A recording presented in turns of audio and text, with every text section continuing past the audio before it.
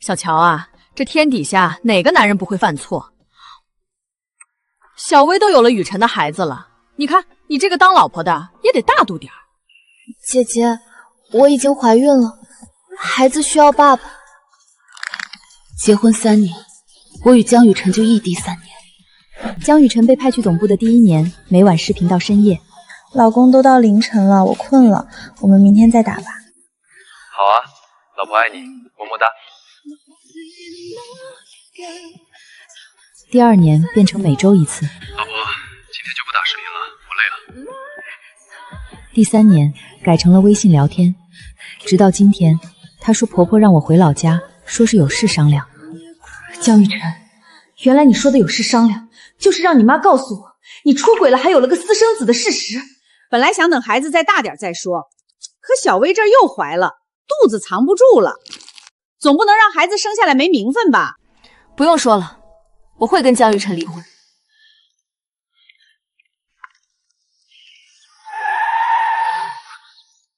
江雨辰看见我的那一刻，我明显在他眼中看见了心血。爸爸快过来！这孩子至少2岁，10个月怀胎加上2岁，刚好是他调去总部的第1年。那个每晚跟我视频到12点，连我说句嗓子疼都要连夜点外卖的男人，原来在那个时候就让别的女人怀了孕。好啊，真好啊，江雨辰，你竟然在我们新婚第1年就已经出轨了！姐姐，你别怪陈哥，都是我的错，是我那天喝多了缠着他，他心里只有你。沈乔，你听我解释。解释什么？解释你白天与他双宿双飞，晚上在视频里叫我老婆。乔乔，别在这里闹，妈还在里面看着。原来在你眼里，我戳穿你的谎言叫做闹。男人在外面应酬，难免逢场作戏。小薇肚子里又揣了一个，你结婚3年肚子都没动静，总不能让江家断了香火吧？我不能生。江雨辰，你没告诉他吗？当年是你为了事业拼酒喝坏了胃，是谁日夜照顾你熬坏了身体，才导致内分泌失调的？姐姐，我不要名分了，我当保姆伺候你们，求你别怪陈哥。沈乔，小薇已经退让成这样了，你还想怎么样？这2年如果没有她，我根本做不到今天的位置。你一直在老家，根本不懂我有多难。听听，这话说的多伟大，多隐忍啊！我不懂你有多难，你出国的启动资金是我卖掉外婆留给我的祖宅凑的。乔乔，相信我，等我3年，我一定风风光光接你来总部。江雨辰，我们彻底完了。陈哥，我肚子好痛。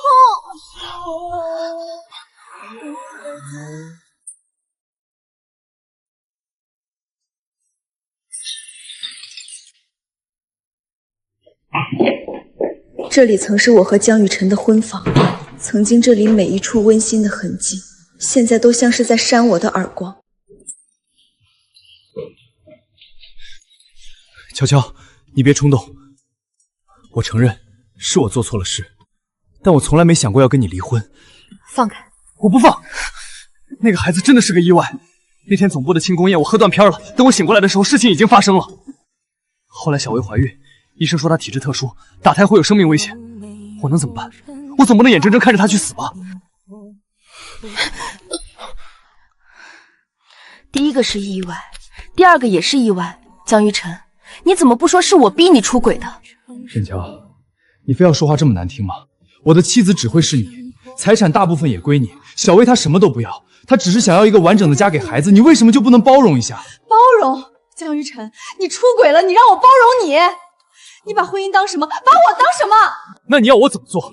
把那个2岁的孩子掐死，还是逼着小薇去跳楼？沈乔，你以前不是这么冷血的人。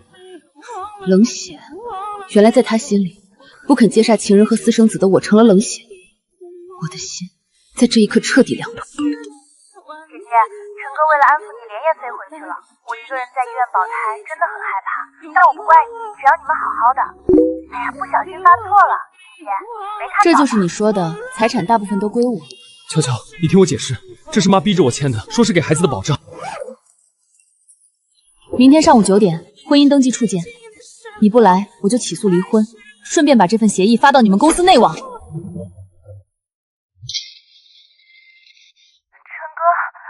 我肚子好疼，你快小薇有先招流产迹象，我走不开。离婚协议我不会签，你冷静一段时间。江逸晨，你为了陪第三者跑胎，竟然在离婚这天放了我鸽子。你以为不签离婚协议我就没办法了吗？张律师，起草诉状，我要起诉离婚。瞧，就是他，结婚3年下不出个蛋。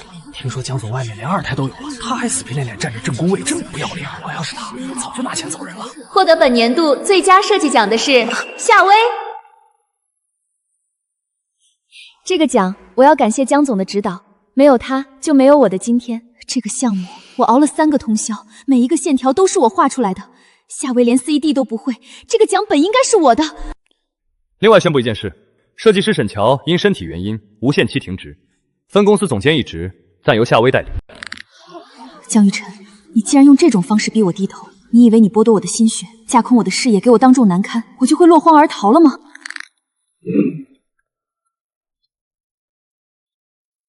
江总，剥夺他人劳动成滚，可是要负法律责任的。沈乔，你别闹了，这个项目署名权给小薇，算作我对她的补偿。你想要钱，我私下双倍给你。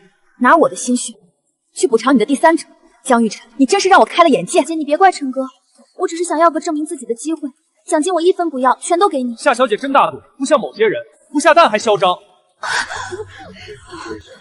沈乔，你不会也说你也怀孕了，装肚子疼吧？既然身体不舒服，那就别在这儿待着了。保安，把沈设计师请出去。江逸晨，我没有装，求求我，带我去医院。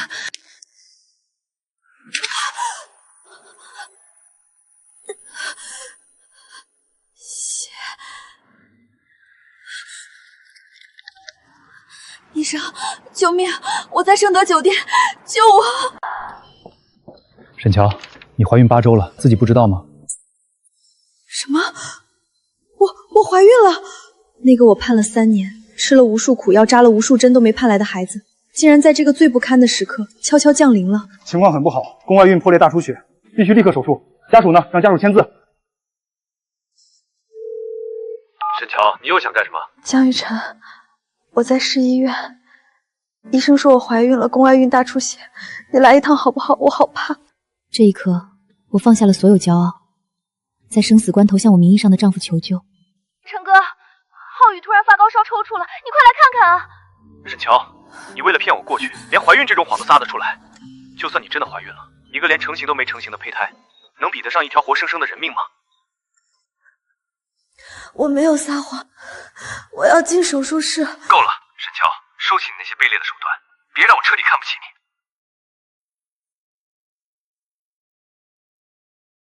姑娘，不能再拖了，你自己能签字吗？我曾无数次幻想过我们的孩子会是什么样子，我以为只要我再等等，他就会回来，我们会有一个完整的家。那一刻，我感觉到有什么东西从生命里彻底剥离了，不仅是那个无缘的孩子，还有我对江玉晨最后一丝念想。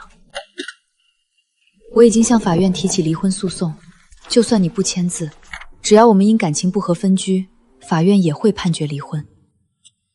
再见，江一晨，我不要你了。江玉晨，你想要你的圆满，我给你，只希望你以后千万别后悔。1年前，我在那场手术里死了一次，我拿着仅剩的积蓄离开，没日没夜的画图熬夜，终于我成了业内顶尖设计事务所的合伙人。沈总，商业地产峰会快开始了，听说了吗？星辰集团今年亏损惨重，资金链都要断了。星辰集团，那不是江于晨的公司吗？可不是，那位姓江的今天也来了，正四处求人救命呢。江雨晨也来了。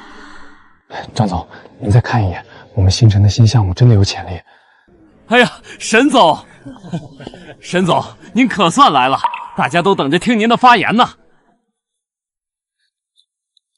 乔乔，江总，好久不见。你这1年去哪儿了？我找了你整整1年，你为什么连个音讯都不留？江总，请自重，这里是公共场合。乔乔，你还在生我的气，对不对？我知道错了，我和夏薇已经……江总，你的私生活我没兴趣知道。如果是谈合作，请联系我助理预约；如果是叙旧，抱歉，我们没什么旧可叙。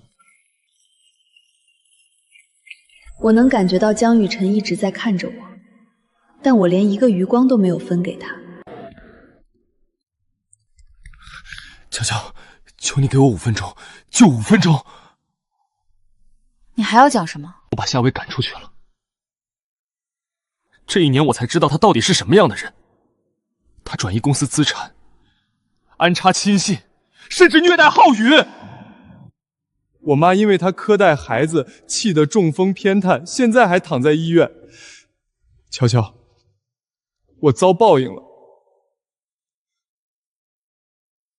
江雨晨，你现在说这些有什么意义？我每天回到那个冰冷的房子，满脑子都是你。我想起你给我熬的胃药，想起你留的灯。乔乔，原谅我好不好？你不过是因为发现夏薇不是你的解语花，才想起我的好。你不是在爱我，你只是在怀念那个全心全意伺候你的保姆。不，我是真的爱你。好你个江雨成，非要离婚，原来是找到了夏家。沈乔，你这个贱人，居然还敢勾引我老公！夏小姐，搞清楚，是你老公像条狗一样在这里堵我。夏薇，你闹够了没有？如果不是你，乔乔怎么会离开我？江雨晨，你装什么深情？当初是你自己经不住诱惑出轨，是你自己要把股份转给我儿子，现在你开始怪我了？你以为沈乔还会要你这个破产的废物吗？让开，我要回家了。乔乔，再给我一次机会好不好？江雨晨，从你选择出轨的那一刻起，我们就没机会了。我告诉你，这辈子你都别想摆脱我！恶人自有恶人磨，这出狗咬狗的戏确实精彩。让他进来，你们先出去。乔乔，这是真的吗？你那天打电话给我，是真的在抢救？不然呢？江总以为我在跟你开玩笑吗？为什么？为什么你不告诉我？如果你告诉我情况这么严重，我怎么可能不理你？我没告诉你吗？我说我在医院，我说我大出血，我说我好怕，是你告诉我。一个没成型的胚胎比不上你儿子发烧，是你让我收起卑劣的手段，别让你看不起。我是畜生，我不是人。乔乔，我不知道。那天浩宇烧得厉害，夏薇一直哭，我脑子一乱就……脑子一乱？江雨晨，你只是在心里做出了选择，在我和你那个私生子之间，你毫不犹豫地放弃了我。你知道一个人躺在冰冷的手术台上是什么感觉吗？你不仅杀死了我们的孩子，还剥夺了我做母亲的权利。医生说，我以后自然受孕的概率几乎为零。对不起，对不起。你的道歉不值钱，滚吧，以后别再来见我。保安，把我办公室的人请出去。乔乔，我真的知道错了。乔乔，咖啡是有点苦，但我的心里却前所未有的痛快。迟来的真相才是最锋利的刀，这把刀终于捅进了他的心脏。江雨晨回到总部后，彻底与夏薇清算。江雨晨，你竟然报警抓我！你不能这么没良心！要不是你，1年前我肚子里怀着的孩子根本不会出事儿。你以为我不知道？1年前你肚子里怀着的孩子根本不是我的。你以为你跟前男友勾搭那点事儿我查不到？你怀孕前1个月我正好在出差，这孩子根本就不是我的。不，雨晨，我只是犯了全天下女人都会犯的错，求求你原谅我，原谅我！把他带走，我手里有他转移资产的全部证据，我要告他！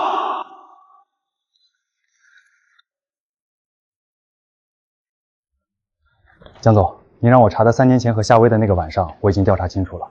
江浩宇确实是您的孩子，但3年前的宴会上，您之所以会与夏薇酒后乱情，是因为夏薇的酒中下了药。什么？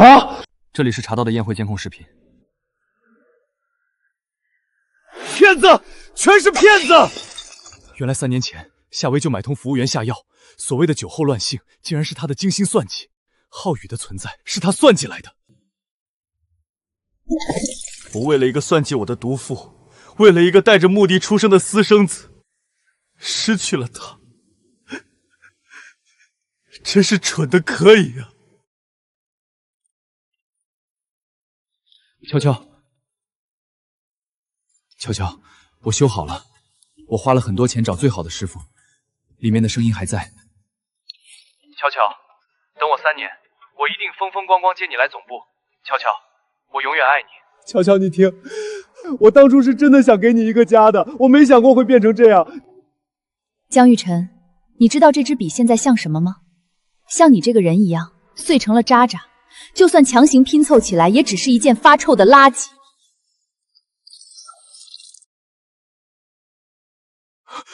不要，不要！这是我留下的唯一关于你的东西了，悄悄，求求你别毁了它。毁了他的不是我，是你自己。江于晨，收起你这副深情的受害者面孔。你不是在为我哭，你只是无法接受自己现在的下场。你怀念的是那个坐拥贤妻事业有成，还能在外面偷吃的江总。现在你一无所有，还想拿这支破笔来感动自己，真恶心。我真的遭报应了。妈在床上瘫着骂我，浩宇根本不认我，我每晚闭眼都是你的样子，我活不下去，我真的活不下去。跟我有什么关系？江雨晨，需要我提醒你吗？我们已经离婚了，1年前法院就已经判了我们离婚，我们现在没有任何关系。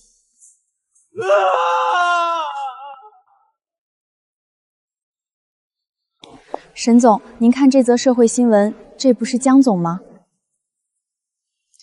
以后这种新闻不要给我看，和我没有关系。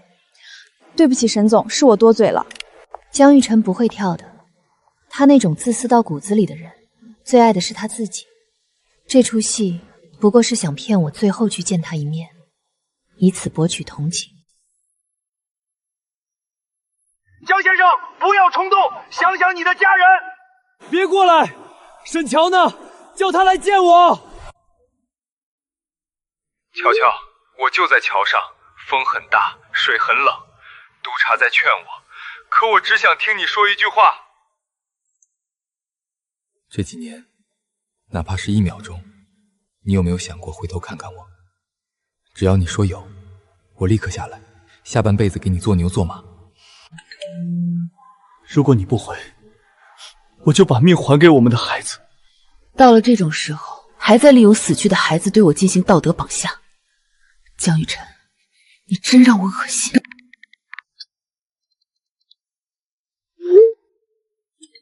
没有，因为你让我觉得曾经爱过你的自己真的很蠢。原来你是这样看我的吗？3年前，我出国深造，参加各种比赛，取得了前所未有的成就。回国后，我入职了盛景集团，在这里，我不再是任何人的附属品，我是设计师沈乔。哟，这就是传闻中拿了国际金奖的那个空降兵。你好，我是沈乔。别急着套近乎，在设计部，证书只是废纸，作品才是脸面。这是城东商场的改造方案，前首席留下的，被甲方连续毙了3次。既然你是大才女，那这个烂摊子就交给你了。1周时间，拿出终审方案。这可是个烫手山芋，欺压这是明摆着要人入职即翻车。谁让人家是陆家承认的你未婚妻？1周，可以。好大的口气！希望下周一你别哭着求陆总不要开除你。陆总，秦雅这么刁难沈乔，需要我去干预吗？不必。如果连秦雅都搞不定，她也不配待在盛景。秦雅，你想要我滚？可惜，我最擅长的就是在废墟上重见巅峰。沈乔，没有这张纸，现场考察队连大门都进不去。我看你这1周怎么交差。沈工，现场考察队的张队在楼下催了，说再不给审批单原件，今天这现场数据没法测量了。哎呀，这么重要的东西都能弄丢，空降兵到底是不如咱们这种老员工稳重啊！我来这里人生地不熟，只有秦雅这么针对，审批单应该是他故意藏起来的。不过没关系。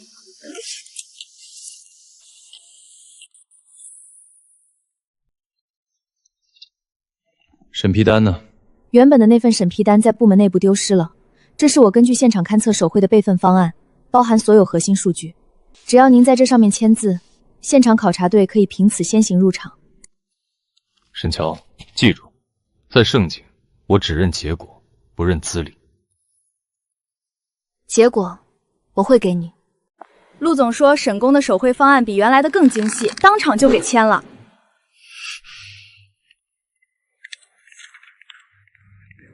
沈乔，咱们走着瞧。秦雅想用这个被毙了3次的烂方案坑我，但我发现这个方案不仅是平庸，简直是在杀人。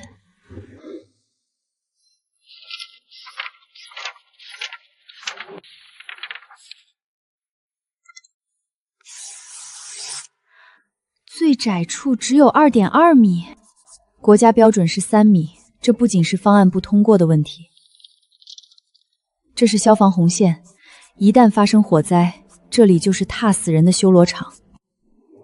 哟，沈大设计师这是在这儿过夜了？怎么，那一堆废纸还没理清楚呢？熬通宵有什么用？甲方都毙了3次了，这方案就是死局。沈乔，离最后期限可没几天了，你不会是想拿这些涂得乱七八糟的红圈去糊弄陆总吧？秦雅，这份方案之所以被毙，不是因为设计感不够，而是因为它根本不合法。你胡说什么？这可是前任首席的作品。前任首席想拿2.2米的消防通道去堵，你应该明知道这里面是个坑，却故意塞给我。不过这方案我接了，等成功后你可不要后悔啊！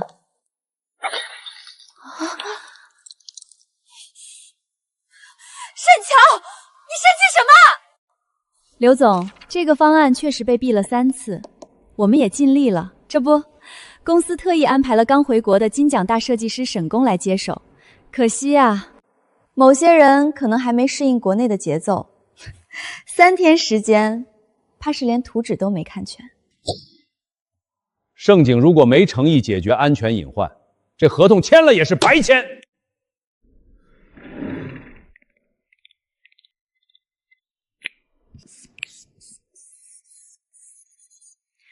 原方案最大的失败不是设计美感，而是消防红线。这里，还有这里，最窄处2.2米，一旦发生火灾，这几处就是毒死人命的瓶口。这是我重新梳理的环形疏散动线，所有消防通道拓宽至3.2米，出口避开中庭交叉点。根据高峰期流量计算，即便在周末满晚情况下，全员疏散时间将缩短40%，达到超甲级标准。好，这才是真正负责任的设计。陆总，你们这位沈工真是深藏不露啊！刘总满意就好。城东商场项目的成功，证明了沈乔的实力。我现在宣布，集团投资50亿的核心项目——云端国际中心，由沈乔全权负责，担任首席设计师。我会尽全力。秦雅，你担任副手，全力协助沈乔。好的，陆总，我会好好协助沈小姐的。陆泽莹明知道我与秦雅不对合，却还是让秦雅给我当副手，他这是故意的。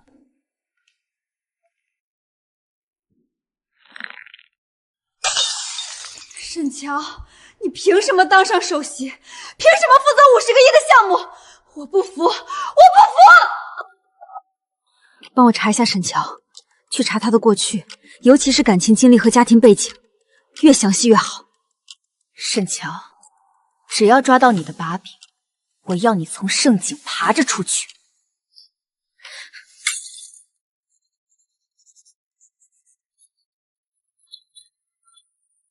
沈小姐，您的急件麻烦签收。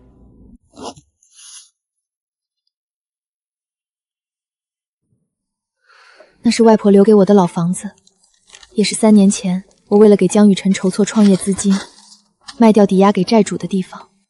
是外婆的信。外婆临终时，我正在江城替人挡酒，我没见到外婆最后一面。这封信是怎么来的？瞧瞧，以后要是日子过得辛苦，就回这老房子来。瞧瞧，外婆很想你，我知道自己时日无多了，已托人把积蓄和拆迁赔偿日后转给你，愿你永远幸福安好。江雨晨，原来3年前，你不仅骗了我的房款，还背着我跟外婆借了最后一笔医疗费。当初我为了帮江雨晨还债，亲手卖掉了这里，外婆临终前都没能回来看上一眼。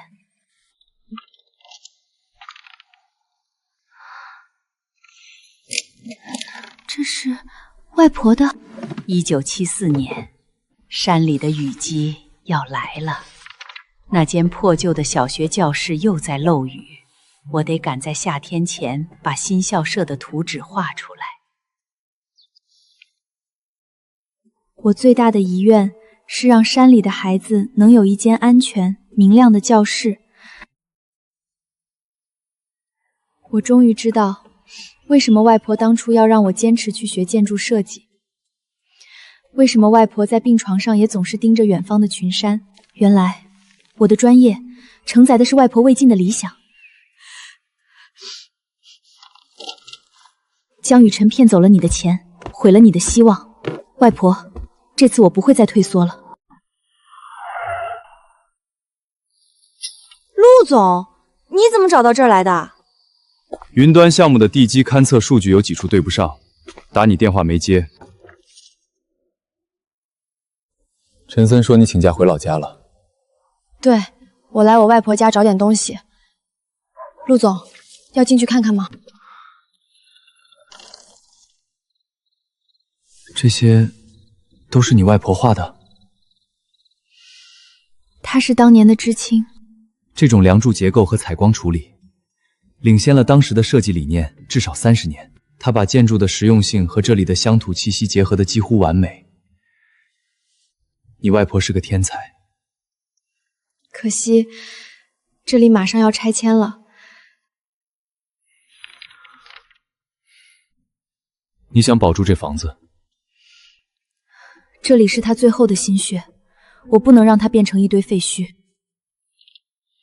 盛景在清溪镇附近有建材供应基地，我认识专门做古建筑修复的施工队。技术和建材的问题，我来解决。陆总，这是我的私事。在盛景，首席设计师的情绪变动会直接影响50亿项目的进度。帮你解决后顾之忧，是我的职责。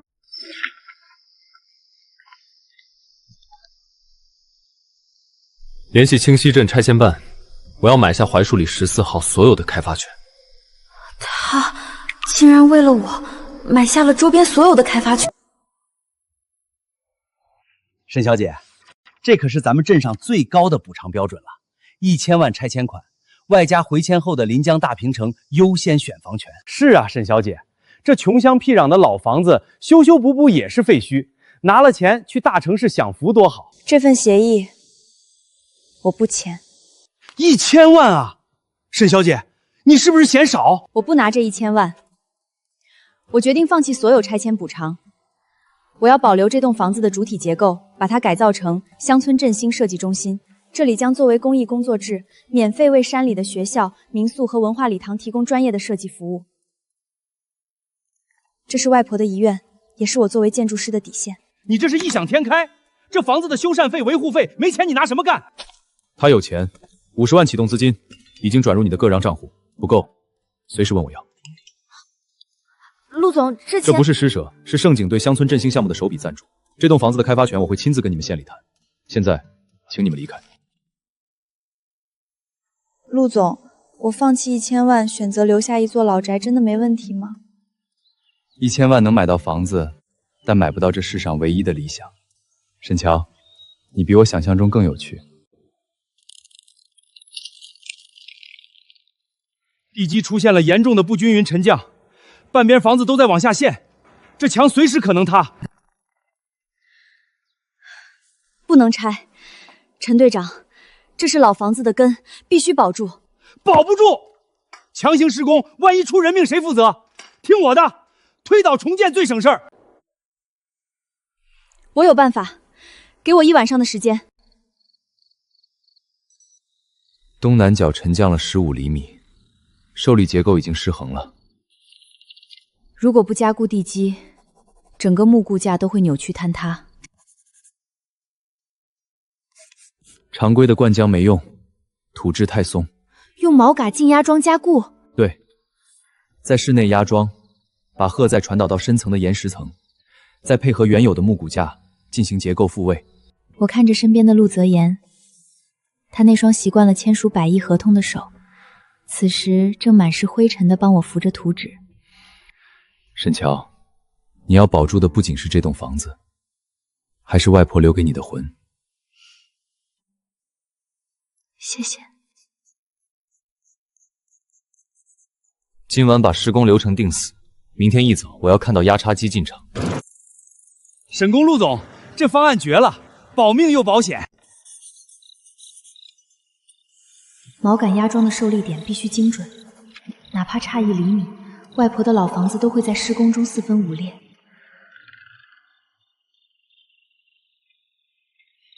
镇上唯一家还没收摊的小店，吃完再画。陆总，你还没回酒店？既然是盛景的公益项目，身为总裁，我有义务监督进度。这个承重柱的支点还是不对，压桩机进不去。把压桩孔位向外偏移15度，改用斜拉桩，避开原有的木质梁座。这样不仅能避开梁座，受力还更均匀。陆总，对建筑加固也这么有研究？陆家祖上是做营造起家的，这点常识还没丢。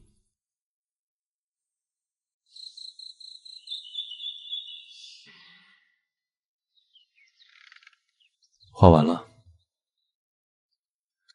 画完了。睡一会儿，早上9点，我陪你盯着进场。陆泽言，谢谢你。在这个荒凉的老宅阁楼，我第一次感觉到，原来并肩作战的滋味还不赖。我想在这里做一个环形木地地台，不破坏树根，又能让孩子们夏天在这里看书。想法不错，不过排水槽的位置要再往外移2公分。2公分，我算一下。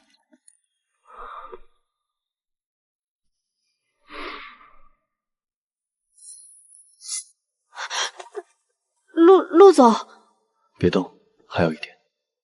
沈乔，你发现没有？你认真做事的样子，真的很迷人。我以为我已经对感情这种事彻底死心，可为什么被这个男人盯着看的时候，我会手足无措？剩下的细节回盛景再定。走吧，带你去吃顿好的，就当是犒劳主设计师了。听陆总的。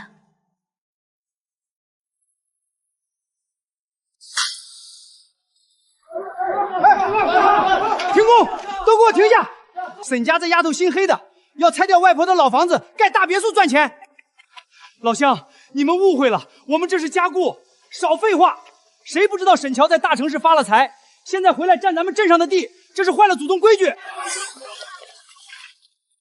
都住手！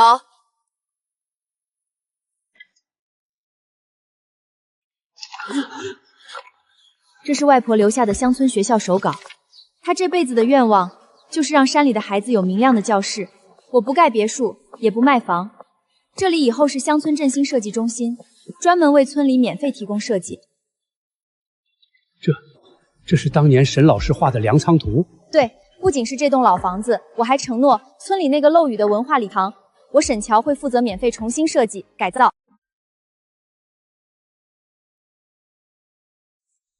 真的不收钱？分文不收，这是外婆的遗志，也是我沈乔回归家乡的本分。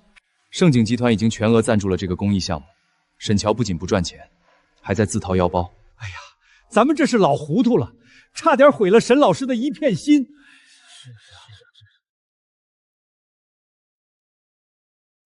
都愣着干啥？还不赶紧帮忙给施工队抬木料？看着老人们忙碌的身影，我深知这栋房子保住了，外婆的理想也保住了。沈乔，你的韧性总能给我惊喜。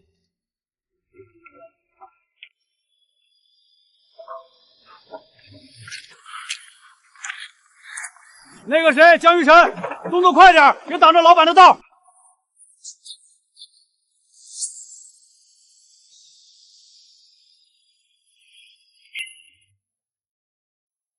我曾以为再见会心如刀割，可现在看着他满身泥污的样子，我只觉得恶心。求求，求求！我终于见到你了！乔乔，我错了，我真的错了，我不该背叛你，不该为了那个毒妇害死咱们的孩子。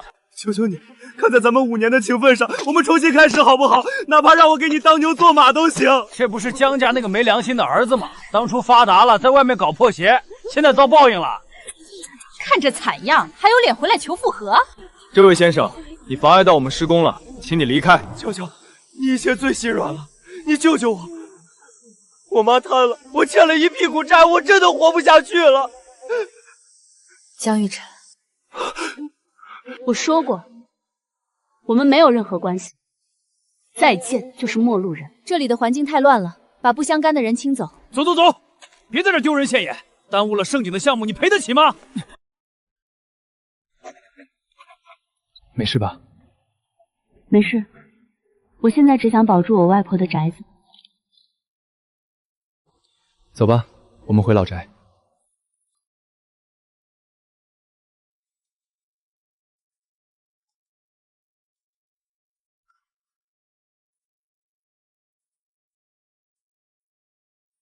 我以为看到他过得不好，我会大快身心，可刚才看到他在泥地里的样子，我只觉得恶心。觉得3年前那个为了这种人拼命的自己真的很蠢。那是沈乔的过去，不是沈乔的罪。从今天起，那些泥潭里的垃圾再也碰不到你一根头发。陆总，已经到家了。沈乔，你刚才在村口对江一成说再见就是陌路人，那对我呢？也是合作关系的陌路人吗？陆泽言，你知道我离过婚，还……我不在乎，我只知道我喜欢你，你深深的吸引了我。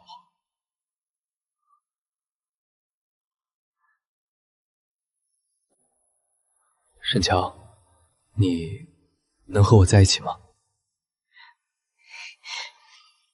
陆泽言，我也喜欢你。放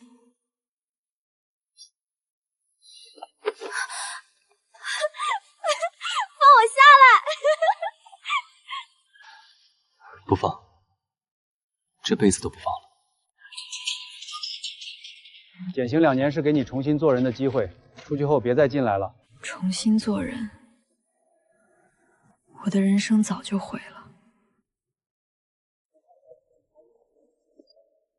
这沈设计师真厉害，听说连盛景的陆总都为了他亲自下场搞公益。可不是，长得美又有才，跟陆总简直是金童玉女，这才是人生赢家啊！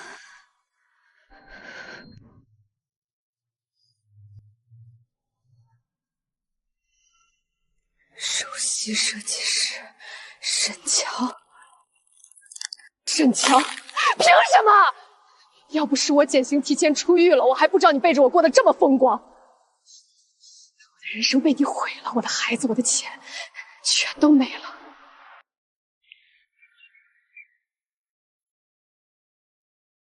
每一座旧宅都有它不该被遗忘的魂。不，我不甘！你凭什么过得比我好？沈乔，你既然让我下地狱，那我也得拉你一起。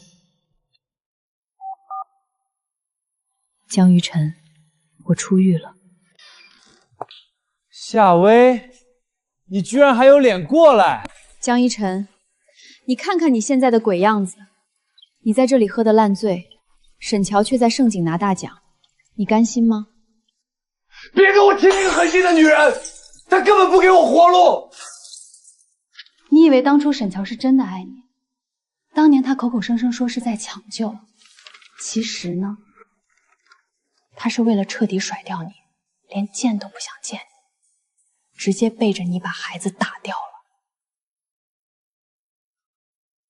不可能，他说那是宫外孕。他当年根本就不想给你生孩子，宫外孕只是他的借口。他早就判然告知了，嫌孩子是累赘，干脆顺水推舟做了手术，然后彻底消失。不可能，夏薇，你又在骗我。是不是骗你？重要吗？如果我们把这份抛夫弃子的真相公开，你说他还会不会是高高在上的首席设计师？虽然恨夏薇，但我更恨沈乔狠心。但凭我自己斗不倒陆泽言和夏薇，倒不如和夏薇相互利用。事成之后，我再对付这个毒妇。我要让他身败名裂。拿着，明天去盛景集团，咱们在那儿给沈设计师送一份大礼。你哪来的钱？这你就别管了，只要沈乔身败名裂，他就会回到你身边。不过在这之前，我得跟我的老朋友打声招呼。喂，秦雅，秦小姐，还记得我吗？我是夏薇，我知道你最近很讨厌沈乔，我们要不要合作？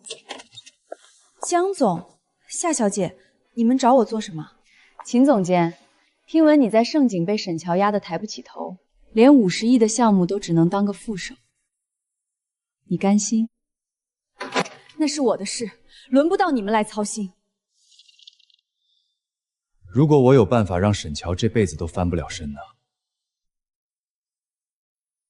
狠心堕胎，私生活混乱，这些料确实够猛，但陆泽言不傻，光靠这些击不垮他，所以我们需要你。你负责在公司内部动手脚，把云端中心的设计底稿泄露给竞争对手，或者在建筑材料上动点手脚。我和夏薇负责去工地闹，去媒体面前卖惨，我要让全世界都知道沈乔是个杀子求荣的毒妇。云端项目一旦出事，沈乔必然待不下去，到时候首席的位置就是我的。事成之后，我们要200万现金，1分都不能少。成交，只要项目到手，钱不是问题。等拿到钱，我就带着钱远走高飞，谁管你们的死活？哼，等搞臭了沈乔，我再顺便把秦雅受贿泄密的证据卖给陆泽仁，还能再敲一笔。利用完这2个垃圾，我就送他们回牢里待着。贴多点，尤其是高管停车位附近。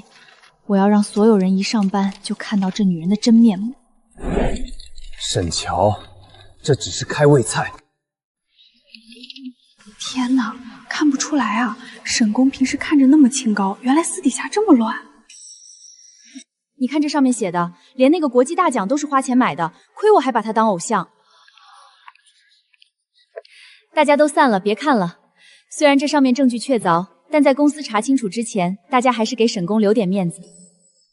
这种不入流的手段，除了那几条丧家之犬，没别人。秦雅，你以为几张纸就能毁了我？太小看我沈乔。秦总监，下次打印传单选好点的纸，这种假东西谁信？大家看，这传单上连她前夫卖房供她的收据都有。唉，沈宫平时看着那么清高，真是知人知面不知心。看这些复印件有什么意思？不如来看点人件吧。这是我近5年的国际大奖证书，这是我每一笔项目合同的原件，这是甲方手写的感谢信。秦总监，需要我把我的纳税设计录也贴出来，证明我没拿过前夫1分钱吗？今天开会只为一件事，相信大家都看到那些传单了。我可以明确告诉各位，沈乔是我亲自面试、牵手挖掘的顶尖人才。那些所谓的谣言，在我眼里不过是阴沟里的垃圾。从现在起，盛景内部谁再敢散布关于沈乔的一句谣言，立刻开除，全行业通报，永不录用。去查，昨晚谁动了监控，谁贴了纸，抓到一个送进去一个。其实你不用亲自出面，那些证据足够打烂他们的脸。你是盛景的首席，保护你是我的义务，也是我的私心。沈乔，你给我等着！首席设计师沈乔，我要让你这辈子都背上剽窃的罪名。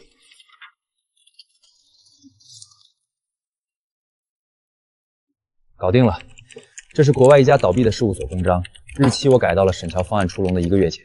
不仅有章，我还找了黑客，在国外的冷门论坛里发了帖，把这份伪造图的时间戳往前移了。只要这份东西在董事会上传开，就是想护也护不住一个抄袭的员工。江雨晨，明天你负责把这些东西发到行业内部邮箱，动静越大越好。王董、刘董，你们也收到那封信了吗？我也不想相信，可对方发来的外观图和沈宫的云端方案简直一模一样。如果是真的，盛景的股价会瞬间崩盘。这个沈乔到底是什么来路？沈宫回国时间短，可能急于立足才走了捷径。我也是怕影响集团，才特意来提醒二位。去把陆泽言叫来，这事儿必须有个交代。秦雅，就知道你只会这种偷鸡摸狗的招数。想要陷害我抄袭，那你可要准备好迎接真正的挑战。王董，我本不想说的，可沈乔这次太过分了。云端项目是我带队熬了3个月的心血，他倒好，仗着陆总的信任，直接拿国外这种冷门方案改头换面，就成了他的大作。剽窃是行业大忌，他沈乔真敢拿盛景的适应开玩笑。他刚回国，急着立稳脚跟，可如果这事儿被媒体爆出来，盛景股价暴跌，这责任谁担得起？王董，我是为了公司好，才冒死来找您的。沈乔抄袭证据确凿，陆总被他蒙蔽了，只有换掉负责人，才能保住盛景。顾董，这件事儿不能再拖了。董事会已经收到了大量联名举报，沈乔抄袭证据就在这儿，必须立刻暂停他的职务。没错，云端项目投资50亿，绝不能毁在一个道德有归的设计师手里。我建议由经验丰富的秦雅接任。这证据，秦雅，你确定这份证据来源可靠？董事长，我有海外事务所的公章原件扫描件，绝不敢撒谎。事关重大，3天后召开董事会扩大会议。秦雅，你和沈乔当面把事情说清楚。沈乔，你还不知道吧？顾董已经下令3天后开会讨论你的去留了。这次陆泽莹也保不住你。秦总监，如果你把演戏的精力放在设计上，也不至于连我的草稿都复印的这么模糊。秦雅，3天后我会让你知道什么叫自掘坟墓。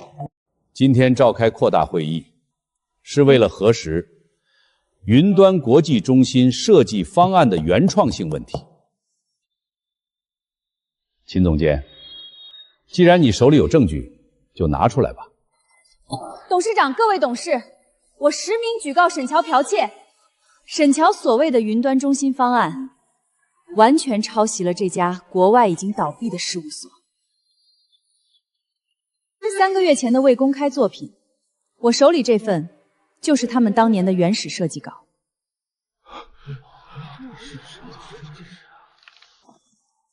沈乔，你还有什么好解释的？这种程度的相似度，你当董事会都是瞎子吗？盛景50亿的项目，竟然建立在偷窃之线，这要是传出去，盛景就全完了。其实我早就发现了问题，可沈乔仗着有陆总撑腰，在部门里处处打压我，威胁我不准说出去。董事长，为了盛景的100年声誉，我请求董事会立刻罢免沈乔，追究他的法律责任。秦总监，戏演得这么卖力，累不累？你少在这里转移话题，证据确凿，你以为你还能蒙混过关？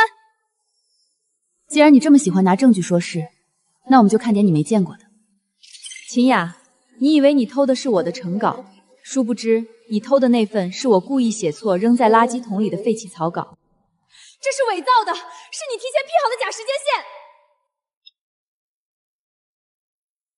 伪造，秦总监，你偷我废稿的时候，怎么没顺便看看我电脑里的原始工程文件？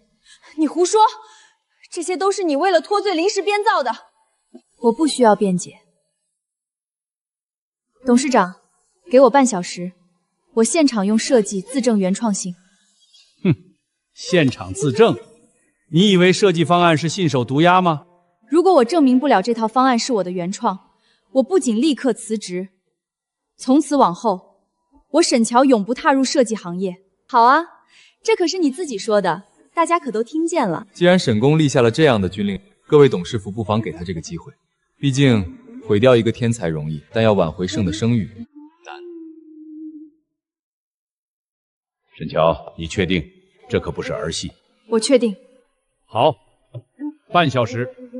陈助理，准备绘图平板，投屏连接。沈乔，那份图纸的每一个线条我都背下来了。半小时，我看你能画出什么花来，等着滚出设计圈吧。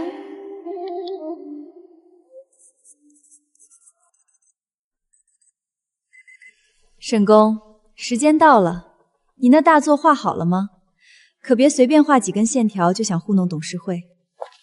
设计方案可以复刻外观，但建筑的骨骼不能。秦总监，别急，你偷走的只是画，而我要展示的是活。这是云端中心的地基桩基础排布，由于土质问题，我采用的是非对称布局。这是柱网间距，每一根承重柱的位置都是在保证了预算的情况下精准推算的。柱距 9.6 米，是商业价值最大化的黄金点。这是核心的人流动路推演，3层以上的动路采用错位螺旋式，确保每一个商铺都没有视觉死角。这种受力逻辑，全世界只有我能推导出原始参数。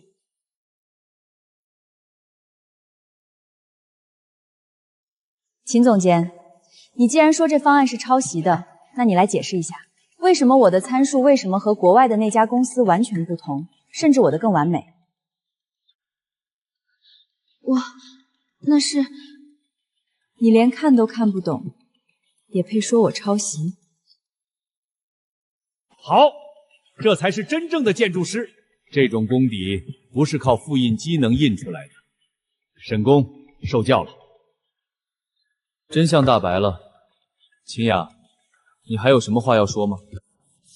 还有，秦总监，既然你说这张图是国外事务所的原创，那请问这张图里的柱网间距是多少？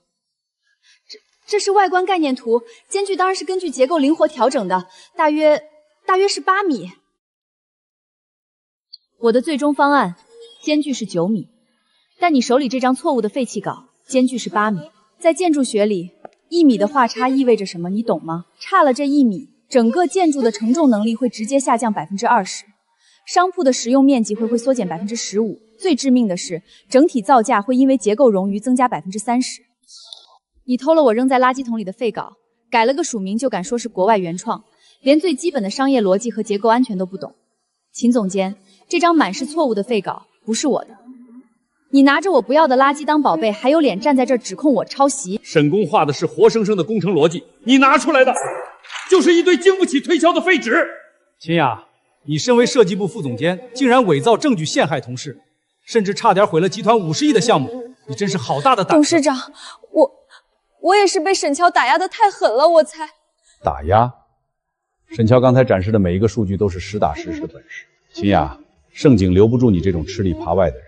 秦总监，法务部已经收集好了你泄露公司机密、伪造证据诬告的全部证据，先把他带到隔壁休息室看管，等会议结束后直接移交督察。陆泽言，你不能这么对我！我是陆家承认的未婚妻，我奶奶当年和陆老夫人亲口定下的婚约，你们陆家不能言而无信！够了，别在这儿丢人现眼，先带下去。沈乔，我不会放过你的，我做鬼也不会放过你！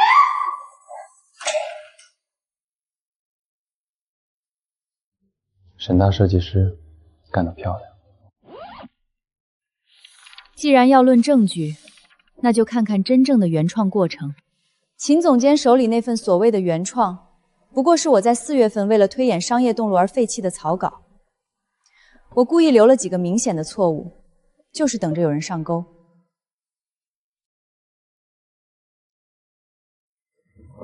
沈宫，是我老糊涂，被这种低级手段给蒙蔽了，我向你道歉。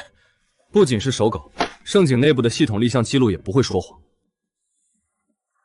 当沈宫还在国外时，我就已经就云端项目的初步构想与他签署了保密协议，但这文件上的日期比秦总监伪造的所谓原创时间整整早了3个月。身份证、出入证还有送货单拿出来。师傅，我是给工地送水泥的，工头让我上来找秦总监签个字。秦总监，他不是刚被抓住了吗？啊，我不知道啊，我早上接到的通知说让我今天过来，那我去楼上看看，要是没人我就走。行了行了，上去吧，签完字赶紧下来，别在楼里乱逛。是。秦雅这个废物，竟然这么快就猜了，我倒要看看沈乔到底有什么底牌。这个日期，秦总监伪造的所谓原创时间，整整早了3个月。完了，全完了！他手里竟然有这么早的底牌，那个废物怎么连这点事儿都办不好？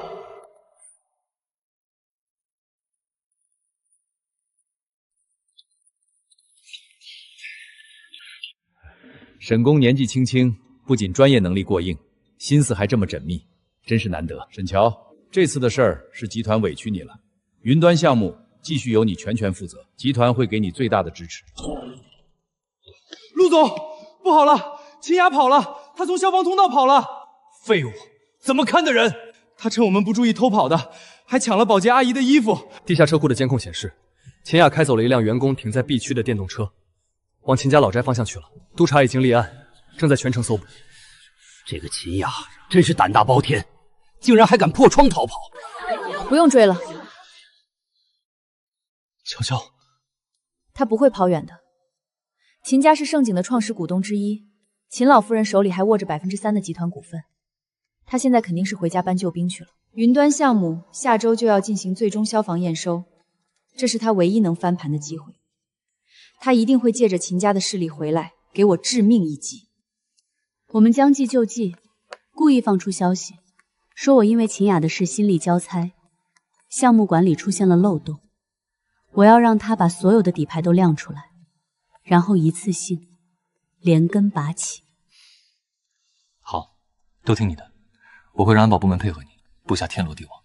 奶奶，爸，我真的是被沈乔陷害的。他仗着陆泽言撑腰，抢了我的首席位置，还反过来诬陷我抄袭。雅雅，你太冲动了，竟然敢在董事会上伪造证据。现在全公司都在看我们秦家的笑话。我不甘心，云端项目本来就是我的，沈乔那个离过婚的女人，凭什么骑在我头上？盛景是我们秦家跟着陆家一起打下来的江山，什么时候轮到一个外人在这里撒野了？明天一早，你跟我去公司。顾振邦要是敢开除雅雅，我们就抛售手里的股份，联合其他老股东撤资。我看他这个董事长还坐不坐得稳。谢谢奶奶，谢谢奶奶，我就知道奶奶最疼我了。沈乔，我要让你身败名裂。秦总监，你可算回来了，我还以为你把我们俩给卖了。怎么，盛景的保安没把你抓起来？抓我？谁敢抓我？我奶奶已经发话了，明天我就回盛景上班。不仅如此，云端项目的副总监位置还是我的。不过这还不够，沈乔让我丢了这么大的脸，我一定要让他身败名裂，从云端摔下来摔死。云端项目下周就要进行最终消防验收，这是50亿项目的生死线，只要消防验收不合格，项目就无法按期开业，每天损耗的违约金就是天文数字。到时候就算陆泽言想护着他，顾振堂和董事会也不会饶了他。我还留着内部系统的备用账号，我连夜篡改消防通道的电子图纸，把喷晶系统的压力参数调到极限。工地那边我熟，我去找人把那批高价买进的防火涂料偷偷换成最便宜的易燃假货。验收那天，我混进保洁队伍，亲手剪断 B 区所有的火灾感烟探测器电线。对了，建材那边我已经联系好了，我爸的老部下林正红一直负责给盛景供应防火材料，他欠我们秦家一个人情，肯定会帮我们换这批货。沈乔，既然你让我没活路，那大家都别活了。秦雅回了秦家老宅，以秦老夫人护短的性子，肯定不会善罢甘休，她一定会在消防验收上动手脚。陆总，消防验收的安保需要升级，尤其是材料进场环节，我怀疑秦雅会联系林正红，在防火涂料上动手脚。放心，我已经在工地加装了红外监控，并且让人亲自盯着材料入库。沈乔，只要有我在，谁也动不了你的云端中心。秦雅，你最后的机会就是我给你们布下的死局。我是项目副总监秦雅，现在怀疑工地监控系统存在安全漏洞，需要立即进行例行维护。秦总监，陆总交代过，那边的监控不能断。我是项目发手，现在怀疑系统有漏洞，出事我担着，关了。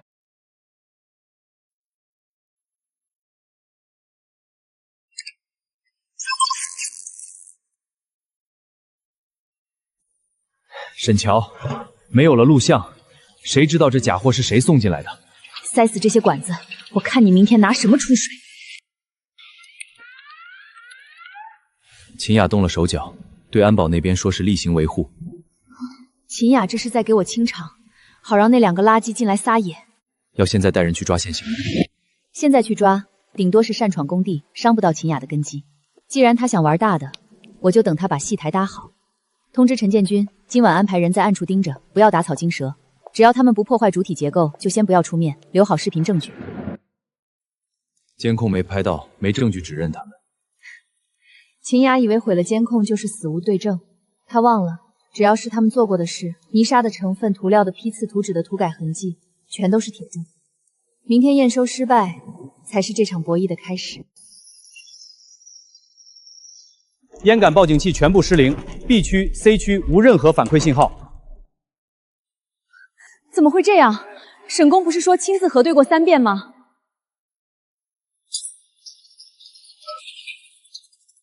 系统堵塞，水压不足。沈设计师，云端中心预应收不合格。50亿的项目，全行业都在看着，你竟然在消防这种死穴上出问题！董事长，消防设施进场前数据全部达标。我不想听解释，我只要结果。我给你3天时间，查不出原因，修不好系统，你就立刻给我卷铺盖走人。盛景不养废物。沈设计师，哎呀，真是可惜了。要是3天后还是这个结果，云端中心怕是要换负责人了。秦雅，看来你对这个结果很满意。我是为了公司担心，某些人既然没本事保住位置，就该早点腾地方。3天时间，足够我把那些钻进水管里的老鼠一只一只抓出来。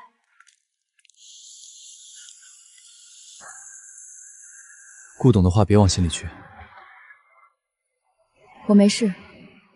秦雅刚才的反应已经坐实了是他干的。我已经让人把工地所有的监控备份都调出来了，虽然实时信号被切断了，但服务器里还有3天前的原始数据。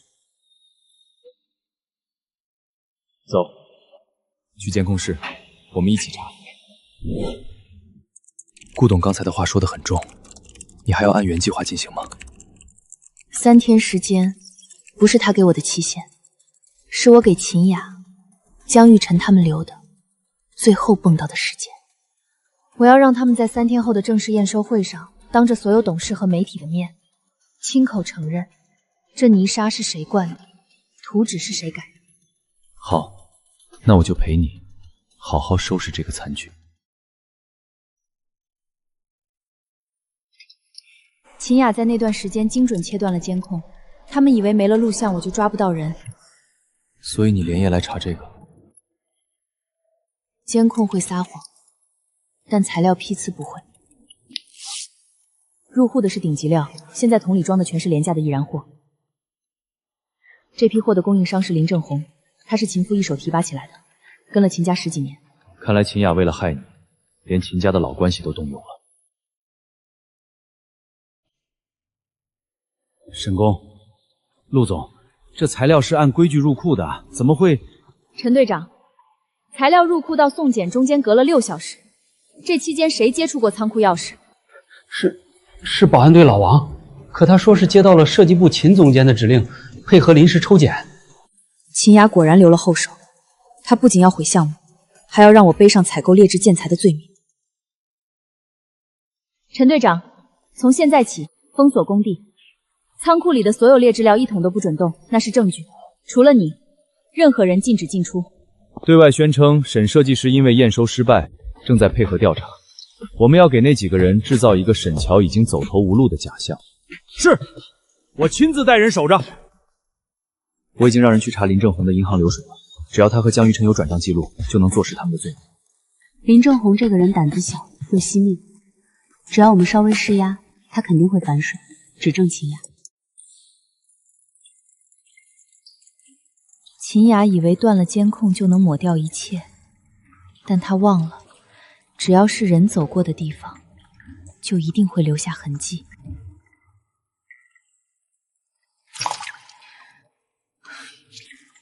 江雨晨，你还真是急不可耐，连这种东西都能掉在这里。这下不仅是违规，连非法潜入的罪名也坐实了。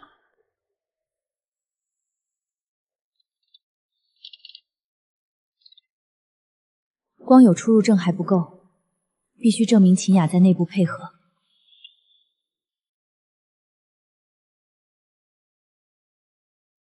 你看这页，原本的签字日期是18号，被人用药水擦掉，改成了20号。20号是预验收的前一天。他们篡改记录，是为了掩护江一晨进场调换材料和夏薇灌泥沙的时间。这种细枝末节的涂改都能发现，沈大设计师，你比我想象的还要敏锐。现在给顾董打电话吗？不，顾董只看结果。等明天正式验收会上，秦雅和江雨晨以为自己胜券在握的时候，我再亲手把这些证据甩在他们脸上。沈公，陆总，救命！我招了，全招了。这是江一晨给我的5万块转账记录，还有秦雅给我打电话让我换材料的录音。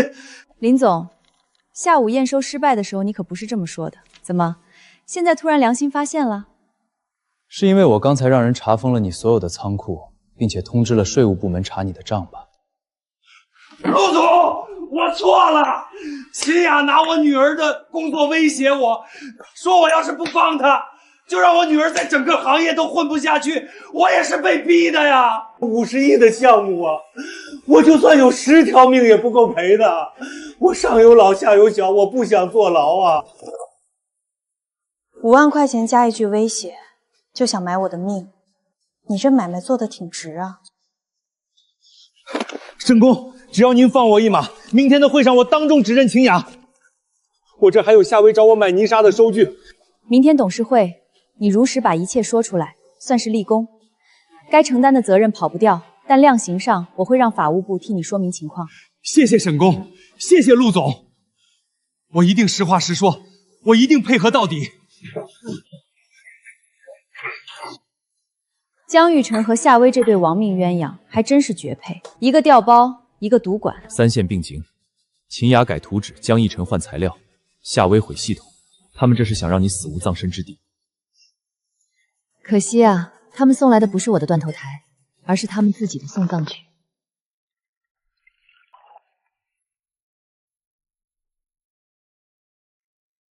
沈乔现在肯定在医院急诊室或者督察局吧？验收失败，顾振邦那个老顽固肯定饶不了他。这就叫报应，他爬得越高，摔得就越惨。明天一早我就回盛景接管云端项目，沈乔彻底完了。沈工，3天期限已经到了，消防验收不合格，每天的违约金就是几百万，这个责任你必须承担。是啊，秦总监在设计部这么多年，经验比你丰富，我看不如暂时让秦总监接管云端项目，先把验收的事解决了再说。各位董事别这么说，沈工也是一时疏忽，只要他愿意配合我肯定能把项目救回来。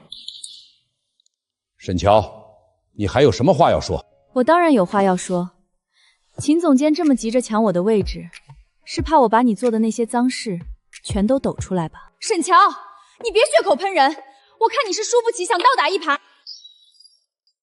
这是江于晨潜入工地的监控截图，还有他购买劣质防火涂料的转账记录。这批材料的阻燃等级只有国家标准的1/3，一旦起火，整栋楼都会变成火葬场。这也太胆大了！这是云端中心消防系统的原始图纸和被篡改后的对比图。秦雅利用她的备用账号，把喷井系统的压力参数调到了极限，还修改了消防通道的宽度标注。你这么做，是想让验收的时候系统直接崩溃，还是想等开业后，让几百个顾客给你陪葬？这些都是伪造的，是你故意陷害我！各位董事，我要实名举报，秦雅以我女儿的工作威胁我，让我把工地的合格防火涂料偷偷换成廉价易燃的假货。他还让我配合江雨晨和夏薇，给他们开工地出入证，提供泥沙堵消防管。所有坏事全都是秦雅一手策划指使的。秦总监，人证物证俱全，你还想狡辩吗？秦雅，你好大的胆子！秦雅，你涉嫌指使他人破坏重点工程，窃取商业机密，危害公共安全，现在依法对你进行逮捕。我不去！你们凭什么抓我？这些都是沈强陷害我的，是江雨晨，是夏薇，所有事都是他们干的，是江雨晨主动找我要换涂料的，是夏薇剪断的电线，我什么都不知道，我只是被他们蒙蔽了。陆总、顾总，你们要抓就抓他们，跟我没关系，我是被胁迫的。陆泽言，你不能抓我，我奶奶不会放过你的，秦家也不会放过你的。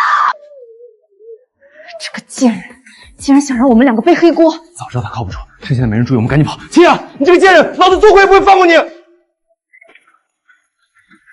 陆总，对不起，他们跑了。封锁整栋大楼，一个角落都不许放过。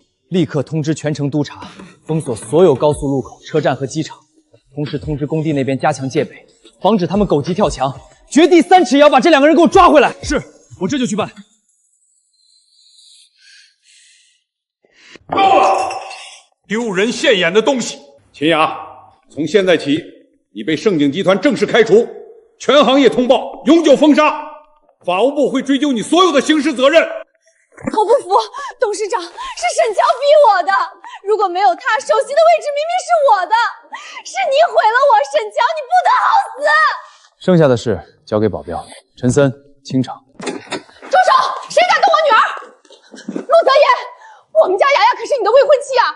她就算做错了事，那也是因为太爱你了，你怎么能把她送进督察局呢？秦夫人，请你不要在这里胡闹。我胡闹？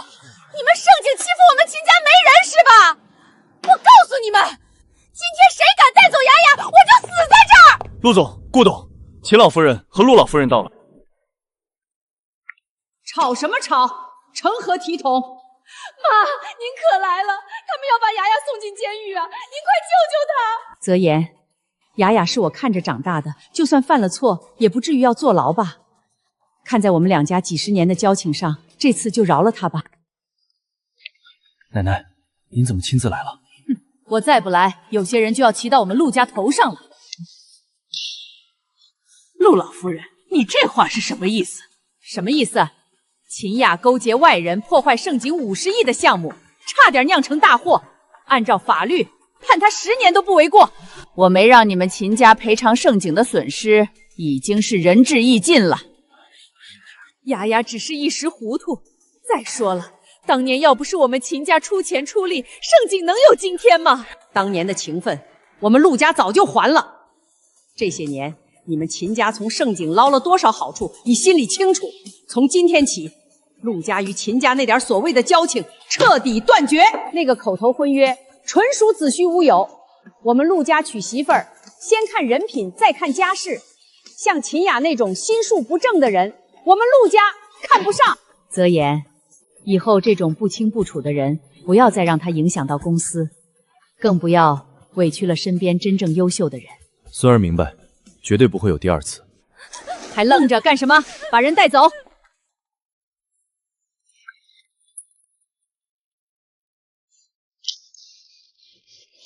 秦雅，你这个贱人，是你害了我！你说过会保我们没事的。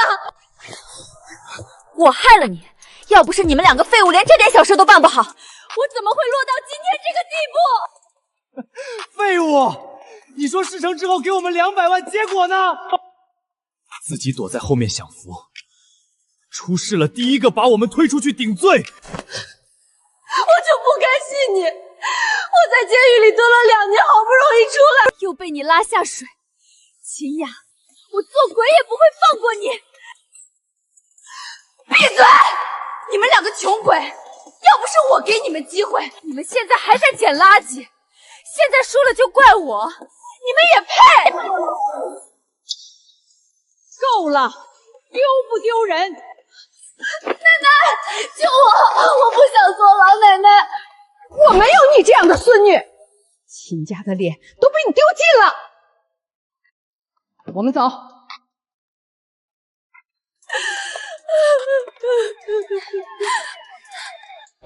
乔乔，我真的错了。真是一群不知天高地厚的东西，为了一己私欲，差点毁了盛景50亿的项目。进去喝茶也是他们活该。谢谢奶奶今天特意过来，不然还不知道要闹到什么时候。傻孩子，跟奶奶客气什么？我知道你是个好孩子，奶奶很喜欢你。当年那个口头婚约，本来就是老一辈随口说的玩笑话，这么多年我从来没当真过。也就秦家自己拿着鸡毛当邮件，到处宣扬。奶奶，您今天可真是威风，秦老夫人那张脸都被您怼得青一阵白一阵的。我要是不来，你能镇得住那个撒泼的秦魔？再说了，我再不来，我的好孙媳妇儿就要被人欺负死了。陆总、陆老夫人、沈总，法务部那边已经把所有证据都整理完毕，提交给检察院了。林正广的证词也录好了，他愿意出庭指证秦雅三人。很好，通知法务部，一定要追究他们的全部刑事责任，不能有任何姑息。是，我这就去办。好了，公司的事儿你们处理吧，我也该回去了。年纪大了，折腾这么半天也累了。我送您下去。不用，让司机在楼下等着呢。你们俩好好休息休息，这段时间为了云端项目都熬瘦了。瞧瞧，等忙完这阵子，就和泽言把婚事定下来。奶奶还等着喝你们的喜酒呢。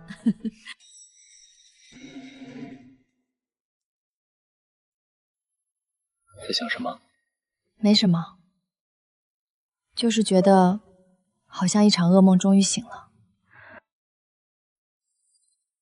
被告人江于晨指使他人调换消防材料，灌注泥沙，破坏喷淋系统，涉嫌以危险方法危害公共安全罪，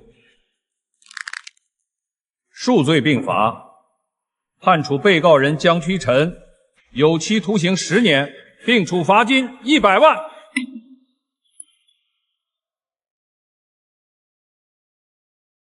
被告人夏薇参与教唆破坏重点工程，判处有期徒刑7年。不，这不可能！我才刚出来，不要！乔乔，10年呀，我这辈子全毁了。看在夫妻一场的份上，你帮我求求陆总减刑好不好？我求你了。减刑？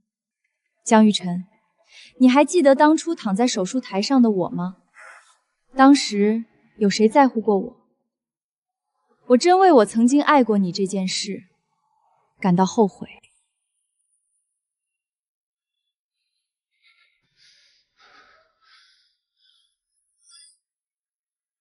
沈乔，我恨你，我恨你！吵什么吵？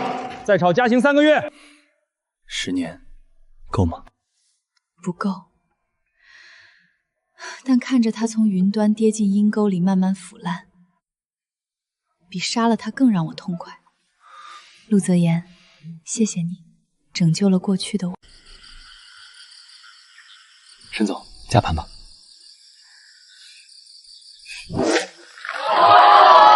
太好了，沈老师在天有灵，看到乔乔把老宅守住了，还办了学校，肯定很高兴。沈老师好，我叫林小雨，是隔壁大山村的。沈老师，我没钱交学费，但我能干活，只要能教我画图，我什么都愿意干。这是我的一点心意，求您收下我们。这里不收学费，也不需要你们干杂活。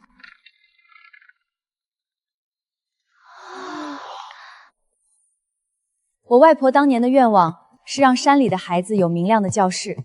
现在我也要实现我的愿望，只要你们想学，只要你们肯吃苦，我沈乔一定倾囊相照。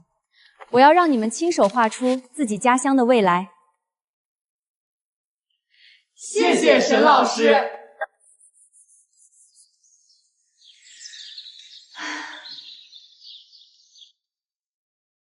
沈老师，第一天开学，感觉如何？这种感觉比拿任何国际大奖都更有成就感。看着他们眼里的光，我就知道我做的一切都是值得的。盛景已经堆加了300万的公益奖学金，以后每年都会有。这5个孩子只是个开始，以后会有更多山里的孩子来这里学习设计，实现自己的梦想。陆泽言，谢谢你，谢谢你帮我实现了外婆的遗愿，也谢谢你让我找到了自己真正想做的事。傻瓜，你的梦想就是我的梦想。沈公，实在不好意思开口，但雨季要到了，那栋旧楼已经是危房了，200多个孩子连个遮雨的地方都没有。周校长，情况我明白了，但初步核算重建起码要500万，我现在的公益奖学金账户缺口太大了。我知道，我再想想办法，看看能不能找县里再拨点。陆泽言，你干什么500万这种小钱，没必要让老人家去到处求人。盛景集团全额出资，不只是重建教学楼，我要给云山小学盖最好的图书馆、操场和宿舍。陆泽言，这不仅仅是钱的问题，你这是在帮我承担我外婆。我知道。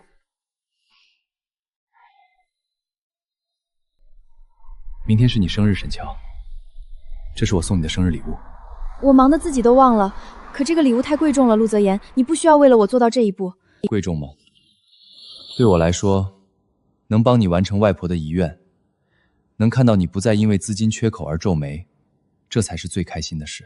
3年前，江一琛骗走我给外婆看病的救命钱，3年后，这个男人却为了完成外婆的遗愿，挥手掷下千万。陆泽言，你这样会把我宠坏的。宠坏了最好，这样除了我身边，你就哪儿也去不了了。泽言，等学校建好了，我想带林小雨他们去现场实习，让他们看看什么叫建筑的力量。好，云山县那边我已经让陈森把最好的施工队调过去，1周后我陪你现场动工。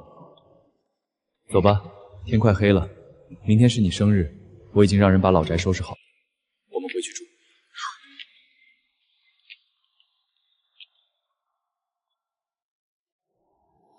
3年前，我以为自己的人生会像这枯萎的老宅一样腐烂在泥土里，可现在我站在了外婆梦想开始的地方，身边还有了她。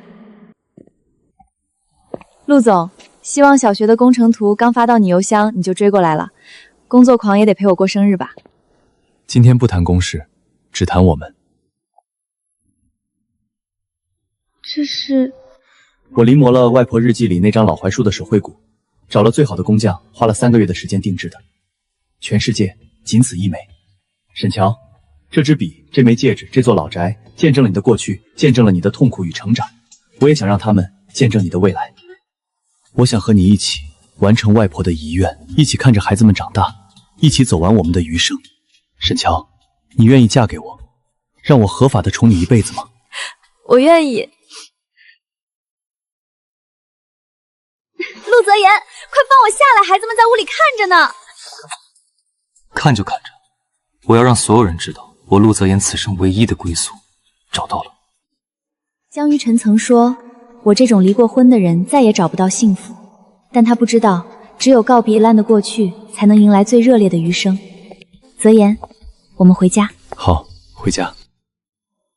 陆总、沈总，我们最终敲定的方案是包下赛处里的私人岛屿，全程用空运的保加利亚白玫瑰布置现场，再安排私人飞机接送宾客，全球同步直播，这绝对是今年最轰动的世纪婚礼。陆总，媒体那边已经打听好几次了，董事会也觉得这场婚礼是盛景绝佳的公关机会，能直接拉动云端中心的品牌热度。乔乔，你怎么看？喜欢哪个方案？这些方案我一个都不选。沈总，是觉得预算不够吗？我们可以再追加，或者换成马尔代夫大 TT 的岛屿，效果一样震撼。不是预算的问题，是太吵了，也太浮华了。泽言，我们不在酒店办，也不出国，我想就在这里，在外婆的这栋老房子里办婚礼。回老家？沈总，这边的场地条件有限，交通和安保也不好安排，而且陆家的那些合作伙伴和商界大佬恐怕会觉得太简陋了。但这里有外婆的影子，有我们一起修房子、改图纸的回忆，有我最珍贵的过去。在那里结婚，外婆一定会看到的。就按夫人的意思办，所有的奢华方案全部取消，婚礼就在清溪镇老宅举行。陈森，通知董事会，婚礼不做任何公关，不邀请媒体，只请家人、学员和乡亲们。安保和交通你安排好，不要打扰到镇上的居民。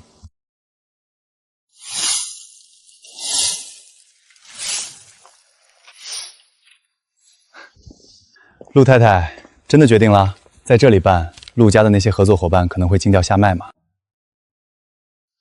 让他们惊着吧。陆总，你后悔吗？没有期待中的世纪大婚礼，只有这一院子的槐花香。只要新娘是你，哪怕是在这槐树下拜个天地，我也是这世上最体面的人。谢谢你，泽言，谢谢你懂我的每一分不舍。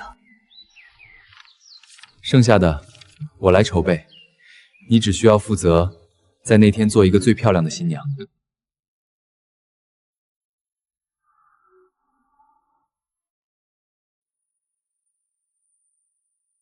沈老师，您看，这些手稿就是老房子最美的，外婆一定会喜欢的。小雨，你有心了。沈老师，我用咱们修房子剩的红松树旧木料给您做了个签到台，这木头有香气，能留住客人的喜气。老师，这是我清晨上山采的野百合和木椒子，山里的婚礼就得配山里的花。动作都轻点儿，这可是沈公和陆总的婚礼现场，谁要是留个脚印儿，我罚他回去搬一天砖。左边再高一点。陆大总裁，这种活你也亲自上手？那肯定，为了给夫人一个最完美的婚礼现场，别人想抢我都不给机会。我曾设计过无数奢华的商业中心，却从未见过哪一个作品比眼前的老房子更动人。沈老师，陆总，快在灯下站好，我们给你们预演一张。沈老师，您是我见过最美的新娘，可是没有伴娘，没有送亲车队，您真的不遗憾吗？我这一路走来，风雨是自己挡的，路是自己开的。今天这最后一程，我也要自己走。瞧瞧这孩子心气高，也心善，把沈老师的稿子看得比金子还贵。陆总真是好大的福气。哎呀，这一天是少的是太了，什么新闻？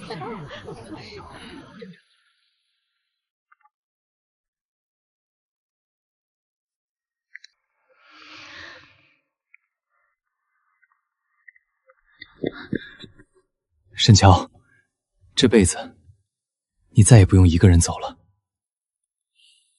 外婆，您看，我把自己嫁出去了。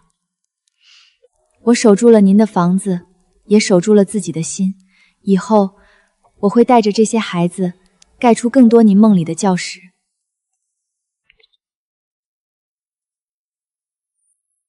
外婆，泽言在此立誓，此生定不负乔乔，定不负沈家。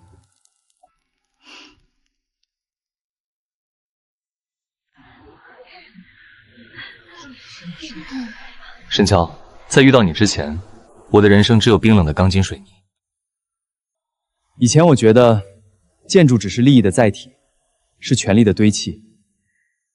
是你让我明白，好的建筑能承载一个人的魂，能承载梦想和希望。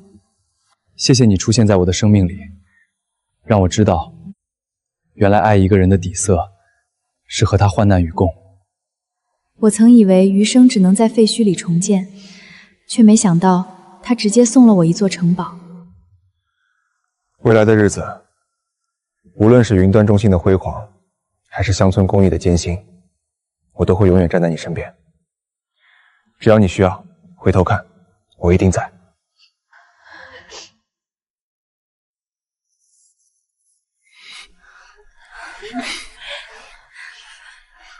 陆泽言，余生请多指教。沈老师，你定要幸福啊！陆总，你要是欺负我们老师，我们全村都不答应。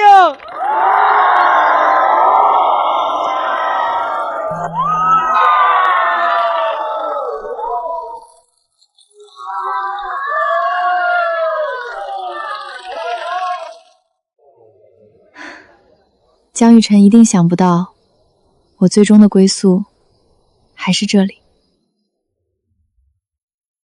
这里不是终点，沈乔，这是我们故事的开始。3年前，我是那个满身鲜血、无家可归的弃妇；3年后，我是这片土地的守望者，也是这个男人的唯一。泽言，明天我们去云山小学看看工地吧。好，听陆太太的。沈公、陆总，你们昨天刚完婚礼，今又赶过来了，太辛苦了。本来想让你们多休息几天的。没事儿，工期不等人，雨季马上就要来了，地基必须在下雨前全部完工，不然耽误孩子们明年开学。泽言、学电、沈乔，云端中心开业典礼马上开始了，所有嘉宾都到齐了，就等你们2个主角了。媒体都在问，总设计师怎么没来现场？乔乔，该你了。下面有请云端国际中心总设计师，也是我们盛景集团的首席设计师沈乔女士，通过远程连线为我们致辞。好的建筑不仅是遮风挡雨的地方，更是连接人与人、人人自然的桥梁。我希望云端中心能成为这座城市的温暖港湾，而不仅仅是冰冷的钢筋水泥。而此刻我站在这里，看着这片即将长出新学校的土地，我更希望建筑的温度能照进更多偏远的山区，能让每一个孩子都拥有一间明亮安全的教室。陈队长，这批钢筋的标号必须复查，山里温差大，结构的抗震性一点都不能含糊，这关乎孩子们的生命。沈工放心，您亲自盯着，咱们不敢有半点松懈。沈老师，您在大城市是大设计师，还愿意回这穷沟沟给娃们盖房，您是咱们村的恩人呐。我是建筑师，让孩子们在明亮安全的教室里读书是我的本分。沈老师，新学校以后真的会有大落地窗，能看到远处的云吗？会的，沈老师答应你们，明年槐花开的时候，你们就能搬进去了。云山县这一带的建材运输，我已经让盛景旗下的车队全包了，资金也已经追加到位。陆泽言，谢谢你，谢谢你不仅支持我的事业，也成就我的理想。陆太太的理想，就是我的理想。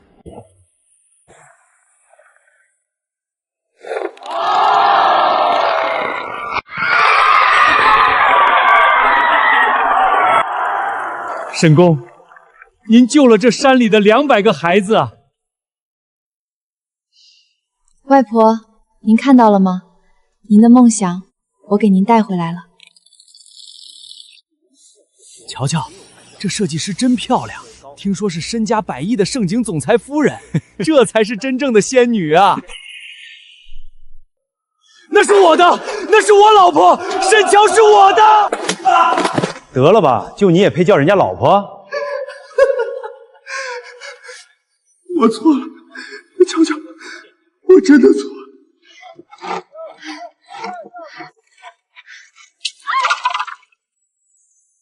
磨蹭什么？加干2小时。沈乔，为什么？凭什么？你过好日子？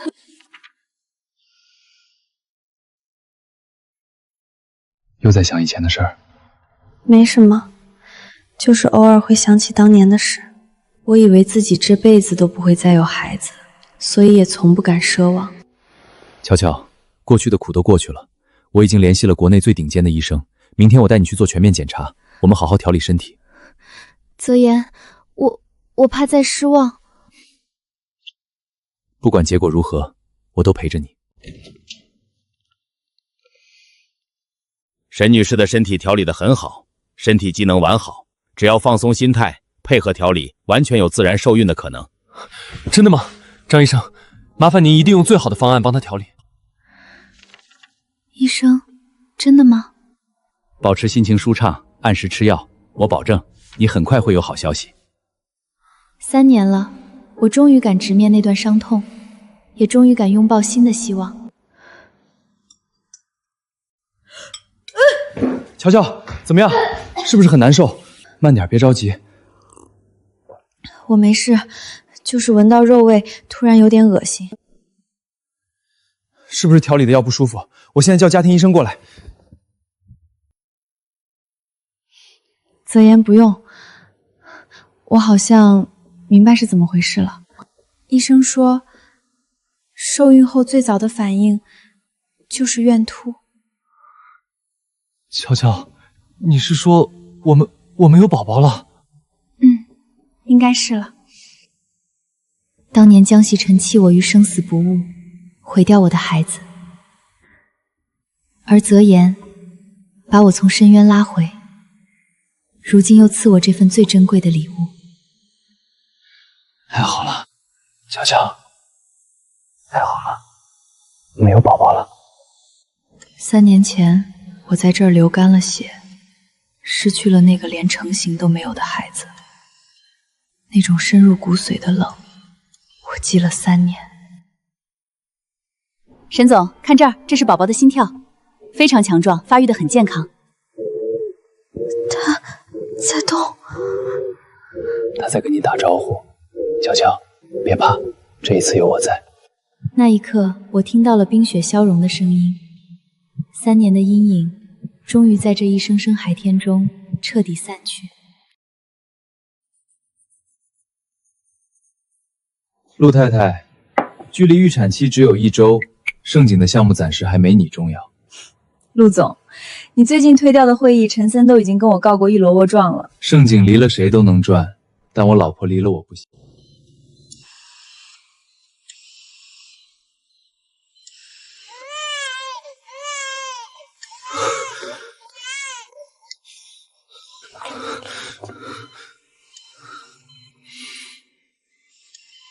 辛苦了，乔乔，谢谢你，真的谢谢你。陆总是个漂亮的小姑娘，宝宝，以后你就叫陆念乔。这一刻，我终于明白，所有的苦难都只是为了让我走向这片最灿烂的坦途。沈老师、陆总又带学生呢，今年的李子熟得早，特别甜，给你们和孩子们尝尝。回头上我家吃饭去，你婶子炖了土鸡。好嘞，谢谢张大伯。等忙完这阵儿，我们一定去。3年前，我在这棵树下被江西晨羞辱，卖掉了外婆唯一的念想。那时候我觉得，我这辈子就像一艘断了烂绳的破船，在大海里漂泊，再无归舟。在想什么？这么入神？在想建筑的最高境界到底是什么？哦，那我们沈大设计师现在有答案了吗？以前我觉得是地标，是成就，是被全世界记住。现在我知道了，建筑的温度是守住想守的人，实现该实现的梦，给人一个温暖的家。泽言，谢谢你，谢谢你陪我从那场噩梦里走出来，谢谢你陪我守住了外婆的理想，谢谢你给了我一个家。陆太太，我说过，只要你需要，回头看，我一定在。这辈子、下辈子、下下辈子，我都在。妈妈，抱。我曾以为背叛是终点，现在才明白，所有的伤痛都只是为了让我把错的人还给地狱，把对的余生还给我自己。最好的归宿不是终点，而是与你一起坚守热爱，奔赴山海。沈老师、陆总，大家快站好，咱们拍张全家福。